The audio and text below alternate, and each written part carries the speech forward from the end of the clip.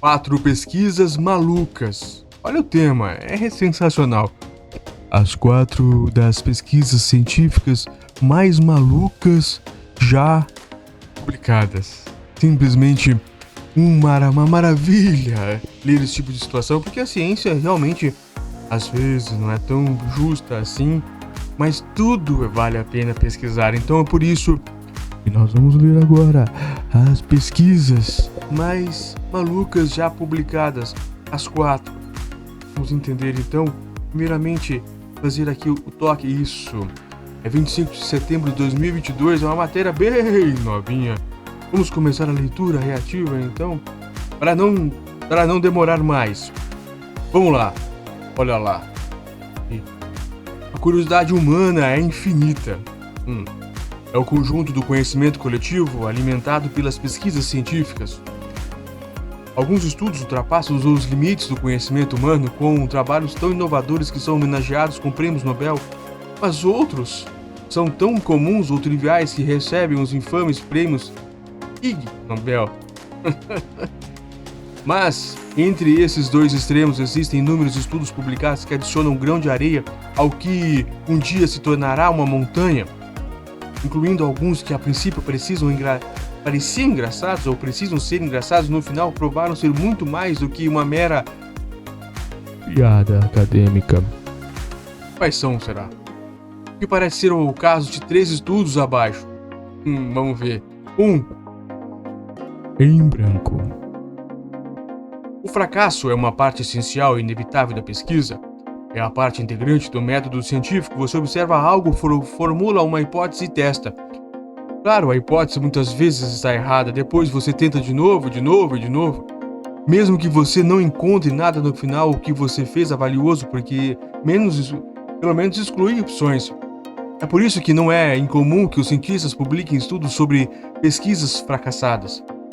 Em 1974, Dennis Upper, do Veteran Administration Hospital, em Massachusetts, Estados Unidos, fez exatamente isso. Seu trabalho apareceu no jornal Applied Behavior Analysis, a revista da Sociedade para Análise Experimental do Comportamento dos Estados Unidos.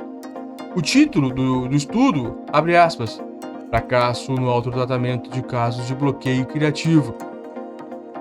Imagina.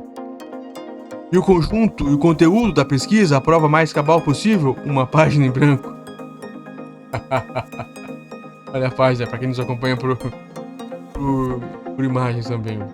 Esse estudo, como muitos outros publicados em revistas científicas, passou por revisão por pares, uma avaliação por um ou mais especialistas da área para avaliar a quantidade, viabilidade e rigor científico do trabalho. Normalmente, as opiniões desses pareceres permanecem em segredo, mas dada a natureza excepcional dessa pesquisa, a revista decidiu publicar o comentário de quem deu o parecer a... Abre aspas. Estudei esse manuscrito com muito cuidado, com suco de limão e raio-x, e não detectei uma única falha no design ou no estilo de escrita. Sugiro que seja publicado sem mudanças, diz o parecer. Abre aspas. É claramente o manuscrito mais conciso que já vi, mas contém detalhes suficientes para permitir que outros pesquisadores repliquem o fracasso do Dr. Uppers. Comparado com outros manuscritos que você me enviaram, que contém tantos detalhes complicados, este foi um prazer examinar. Outro. Certamente podemos encontrar um lugar para este artigo na revista, talvez na margem de uma página em branco. Lembre-se de que a replicação dos experimentos é essencial para validá-los. 2. A calamidade. Há fracassos e há coisas ainda piores. Coisas que levam você a se perguntar por que decidiu publicar um artigo que não comprova exatamente o que você queria. Em 2002, uma equipe de pesquisadores escreveu um livro intitulado, abre aspas, Os Efeitos do Corante Alimentar Azul na Espécie de Lagarta Vanessa Cardui. Olha aqui, que borboleta, uma coisa mais linda essa imagem. O estudo queria descobrir se a adição de corante alimentar à comida das lagartas mudava a cor das asas da borboleta. Algo como o que acontece com as pessoas que comem muitas cenouras e se a pele fica laranja, ou quando você adiciona anilina à água em vaso e as flores mudam de cor. Infelizmente, o resultado do estudo não foi conclusivo, o que já estabelecemos não descarta que tenha algum valor. Isso até você ler a seção de artigo titulada Discussão. A seção afirma, com toda honestidade, abre aspas, nosso experimento teve muitos problemas, esses problemas afetam nossos resultados. foram eles. Primeiro, não registramos todos os nossos resultados corretamente. Em seguida, calculamos mal o número das borboletas mortas em cada grupo. Em seguida, misturamos as datas. Em seguida, misturamos os rótulos e os locais dos grupos separados. Descobrimos então que os rótulos estavam corretos. Depois, algumas das borboletas caíram de seus recipientes. E depois, um dos integrantes do nosso grupo descobriu o recipiente do grupo de controle e concluiu: todos esses erros afetaram nossos resultados de alguma forma. O 3. Pinguim e fezes. No entanto, nem tudo é um fracasso. Entre os muitos exemplos de estudos bizarros, existe o que tecnicamente configura uma pesquisa bem-sucedida. Uma delas, essas pesquisas que nos faz pensar se era isso mesmo que os autores tinham em mente quando decidiram virar cientistas. O estudo foi publicado na revista Polar Biology, intitulado Pressões produzidas quando pinguins fazem cocô, calculado sobre a defecação de pássaros. Meu, só a imagem aqui do pinguim e eles calculando a altura do cocô do pinguim. Meu Deus. Os pesquisadores descobriram que os pinguins de Barbicha e pinguins de Adélia geram uma pressão considerável para expelir suas fezes da borda do ninho. Eles calcularam essa pressão tanto para expelir material aquoso quanto para expelir material de viscosidade mais alta, semelhante à do azeite de oliva. Uau! Eles concluíram que as forças envolvidas, que estão bem acima daquelas conhecidas pelos humanos, são altas, mas não levam a um fluxo turbulento que desperdiça energia. E eles deixaram uma porta aberta para novas pesquisas sobre o tema, abre aspas. Se a ave escolhe deliberadamente a direção em que decidir expelir suas fezes, ou se isso depende da direção para onde o vento está soprando no momento da evacuação, essas são as questões que precisam ser elaboradas em outras expedições à Antártida. Claro.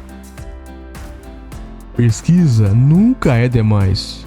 Perguntas sobre a capacidade de alguns animais de disparar jatos intrigam os cientistas profundamente, a julgar por outro exemplo. Às vezes, os cientistas ficam desconcertados. A imagem de um polvo está nos acompanhando por imagens. Será que vem? Em 2008, funcionários do Sea Star Aquarium, na Alemanha, tiveram um problema. No final do dia, eles haviam ido embora, deixado tudo em ordem, mas na manhã seguinte, abre aspas, quando entramos tudo estava quieto. Nada estava funcionando, explicou Elfriede Hilmer, diretor do aquário. Alguns funcionários passaram a noite no aquário para observar o que acontecia, mas eles não viram nada. Finalmente, eles decidiram instalar câmeras e descobriram que todas as noites, Otto, um polvo de 6 meses de idade, subia pela lateral do tanque e borrifava água em uma lâmpada de 2000 watts bem em cima dele assim que ficava sozinho na sala. Ele conseguia expelir a água suficiente não apenas para causar um curto-circuito na energia, mas também para derrubar todo o sistema elétrico do prédio. Em um laboratório da Universidade de Otago, na Nova Zelândia, outro polvo fez o mesmo truque, tantas vezes que o custo de reparar o dano obrigou o laboratório a soltar o polvo no mar. Os polvos não gostam de luzes brilhantes e esguicham água em tudo que incomodam. Isso já havia sido algo descoberto por Peter Diels, considerado o principal fundador da disciplina de farmacologia comportamental, e que analisou o tema em um artigo em 1959 no Journal Experimental Analysis of Behavior.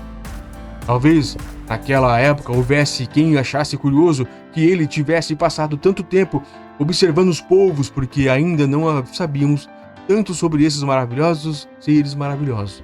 Portanto, é melhor nunca desprezarmos pesquisas, nem mesmo aquelas que nos fazem rir. É muito bom, excelente, mas é uma excelente mesmo matéria da BBC. Eu volto com mais depois.